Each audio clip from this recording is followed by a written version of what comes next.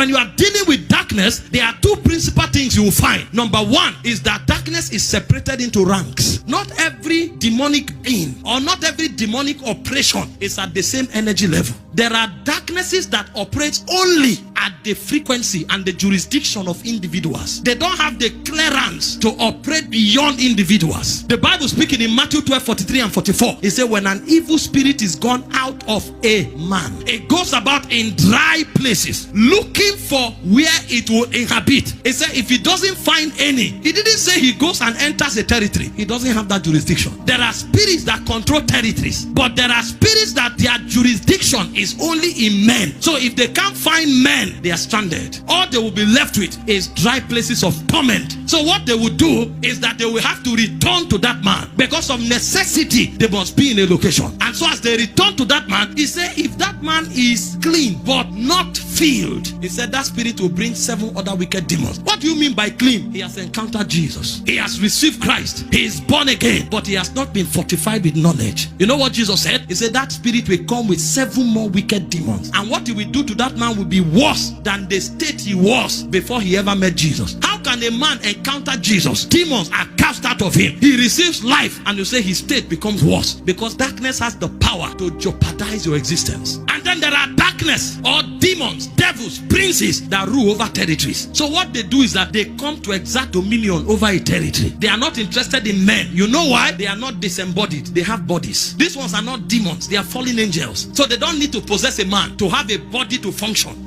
All they needed was the authority of man to have legitimacy over his jurisdiction, over his territory. These ones are not looking for bodies. They are looking for territories because they are princes. So their obsession is territorial, not men. Because if they take territories, they will not possess one man. They will create institutions and systems that will enslave men and generations. Those type of darkness are higher in authority than the ones that possess individuals. You study your Bible, Daniel chapter 10, verse 20 to 21. The Bible said Daniel began to pray, seeking deliverance for Israel, and suddenly answers released from heaven from verse 12, but the answer never met him for 21 days. And you know what? When Gabriel showed up, he said the prince of Persia withstood me for 21 days until Michael the archangel was sent to come and support me. So the prince of Persia is not looking for a man to possess. He's looking for Babylon to exercise government over. It's a territorial prince. So you may be born again, but if you enter Babylon, you'll be shocked that corruption will enter you. You will come under another influence. You may not be possessed by a demon, but you will not know why you can't fulfill purpose. If you study Isaiah 19 verse 3, you will hear of the spirit of Egypt. Why Babylon corrupts, Egypt enslaves. That's why you find many people doing what they don't like. They are Christians.